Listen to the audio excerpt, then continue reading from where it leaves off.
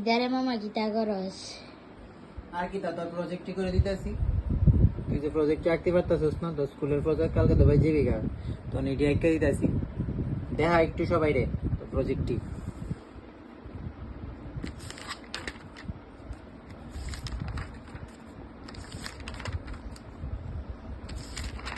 Google, যেটার মধ্যে search করলে সবকিছু পাওয়া যায়, এটা হচ্ছে গুগল। এটা হচ্ছে গুগল, এটা হচ্ছে ডগ, এটা হচ্ছে ফ্লাওয়ার বাস, এটা হচ্ছে টেবিল, এটা হচ্ছে মা আর ছেলে, মমস লাভ।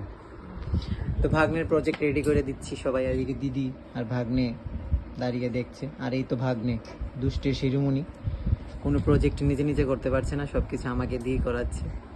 এই চলছে আমাদের ঘরের।